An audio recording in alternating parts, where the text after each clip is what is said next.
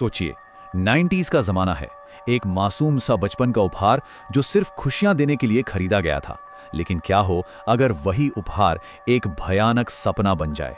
आज हम the cemented soul of the Santa Rosa dummy की इस चिलिंग कहानी को एक्सप्लोर करने वाले हैं।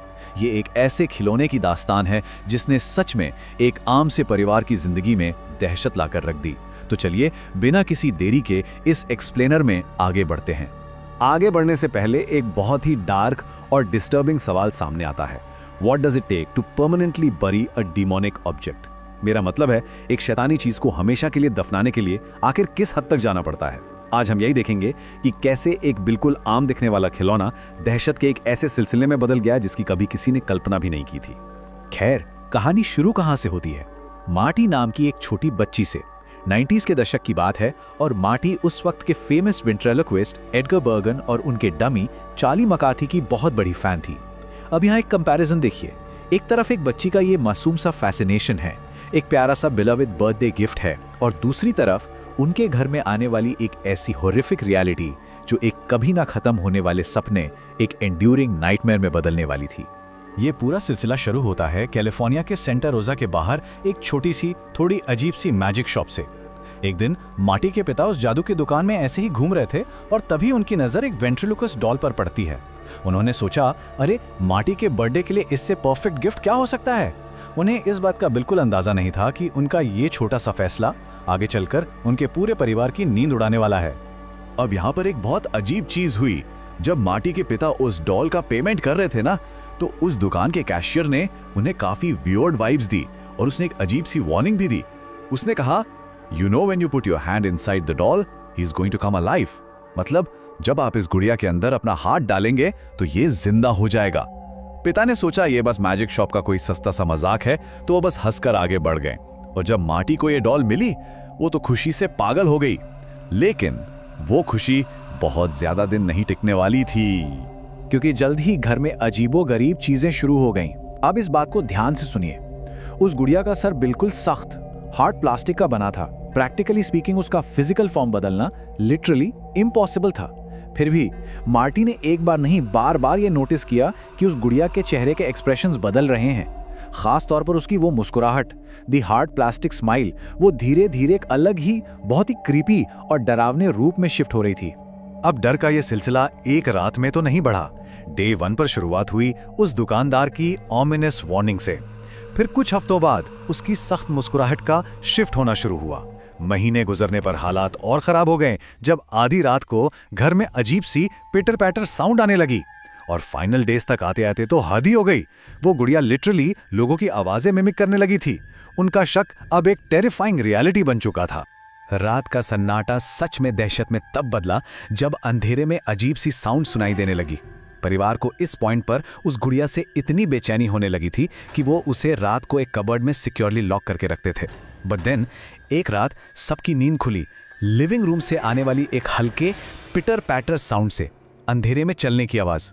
शुरू में उन्हें लगा शायद उनका डॉग घूम रहा होगा या कोई पानी पीने उठा होगा, लेकिन जब उन्होंने लिविंग रूम में जाकर चेक किया तो उनके होश ही उड़ गए।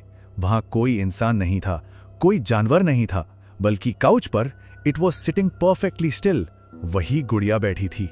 वही डॉल जिसे उन्होंने थोड़ी देर पहले खुद अपने हाथों से कबर्ड में ताला लगाकर बंद किया था, वो अब अकेले बाहर लिविंग रूम के काउच पर बैठी उन्हें घूर रही थी। Just imagine that. लेकिन अभी तक का सबसे टेरिफाइंग इनकाउंटर तो मार्टी के अंकल के साथ हुआ। एक दिन का वाकया है। मार्टी और उसके पिता घर से बाहर गए हुए थे और चाचा घर पर बिल्कुल अकेले थे। तभी उन्हें लिविंग रूम से मार्टी के पिता की आवाज सुनाई दी। वो आवाज उन्हें उनके नाम से पुकार रही थी। वेट, क्या पिता तो घर पर थे ही नहीं? इस इम्पॉसिबल साउंड का पीछा करते हुए चाचा तुरंत लिविंग रूम की तरफ बढ़े, ये चेक करने के लिए कि आखिर वहां है कौन। और जब चाचा वहां पहुंचे, वहां कोई नहीं था। No one was there. कोई आवाज लगाने वाला इंसान नहीं। सिर्फ वो गुड़िया काउच पे अकेले बैठी थी। बूम! इस एक घटना ने सब कुछ बदल दिया। इसके बाद परिवार पूरी तरह से मेंटली टूट चुका था। वो समझ गए थे कि situation completely out of hand है और अब इस चीज से छुटकारा पाना ही पड़ेगा। अब ये बिल्कुल क्रिस्टल क्लियर था कि मैटर नॉर्मल नहीं है। मार्टी का परिवार ओरिजिनली मैक्सिकन था और उनके रिलीजियस बिलीफ्स काफी स्ट्रांग थे। इन बैक टू बैक असंभव घटनाओं को झेलने के बाद वो एक टेरिफाइंग डायग्नोसिस पर पहुंचे, डिमोनिक पोजेशन। हाँ, उन्हें यकीन हो गया कि ये गुड़िया शैतानी है और इस पर किसी डिमोनिक एंटिटी का साया है और इस बुराई को कंप्लीटली इरेडिकेट करना ही अब उनका एकमात्र रास्ता बचा था।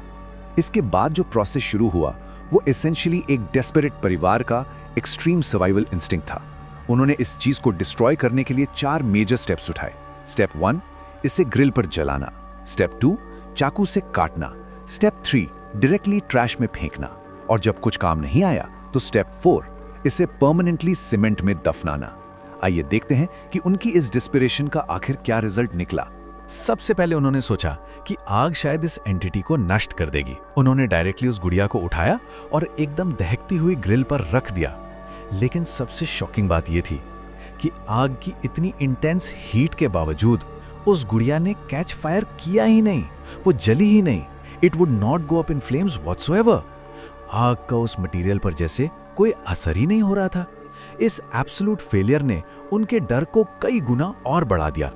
अब जब आग से कुछ नहीं हुआ तो प्यूरे गुस्से और पैनिक में उन्होंने उसे चाकू से काटने की कोशिश की। बट गेस व्हाट, चाकू का भी उस प्लास्टिक पर कोई असर नहीं हुआ। वो कंप्लीटली अनहार्म्ड रही। अंत में टोटली एग्जॉस्टेड और हार मानकर उन्होंने उस गुड़िया को उठाया और बाहर वाले ट्रैश बिन में फेंक दिया। उन्हें लगा बस कचरा गाड़ी आएगी और ये आफत फाइनली उनकी लाइफ से हमेशा के लिए दूर चली जाएगी। गार्बेज ट्रक आया, उसने बिन खाली किया और वो चला गया। परिवार ने फाइनली एक चैन की सांस ली कि चलो खत्म हुआ सब। लेकिन असली ट्विस्ट यहां आता है। कुछ वक्त बाद जब मार्टी के पिता वो एम्प्टी ट्रैश बिन वापस लेने बाहर गए और उन्होंने कैजुअली उस बिन के अंदर देखा, उस बिल्कुल खाली डब्बे में वही गुड़िया आराम से वापस बैठी थी। जी हाँ, it was back in the bin, जैसे वो उन्हें खुला चैलेंज कर रही हो। उस दिन परिवार ये क्लियरली समझ गया कि इससे आम तरीकों से छुटकारा पाना इम्पॉसिबल है। एक्सट्रीम डेस्पिरेशन में उन्होंने अपने ही बैकयार्ड में एक बहुत ही गहरा गड्ढा खोदा, उस शैतानी डॉल को उसमें फेंका और उस गड्ढे को ऊपर तक भरी लिक्विड सीमेंट से पूरी तरह भरकर सील कर दिया। एसेंशियली उन्होंने उसके लिए एक हेवी सीमेंट टूम बना दिया ताकि वो कभी किसी भी हालत में दोबारा बाहर ना आ सके। इस पूरे वाकये को अब काफी साल गुजर चुके हैं। मार्टी और उसका परिवार उस घर और उस शहर से कब का मूव ऑन कर चुके हैं। लेकिन एक सवाल, एक थॉट आज भी डेफिनेटली उन्हें हॉन्ट करता होगा। Will it eventually find them? क्या ऐसी किसी डार्क एनर्जी को सदैव के लिए सीमेंट में दफनाया जा सकता है, या फिर किसी दिन वो डमी उस सीमेंट की टूम को तोड़कर उन्हें ढूंढ ही लेगी? सोचने वाली बात है ना। ये सवाल मैं यहाँ इसी मोड़ पर छोड़ता हूँ।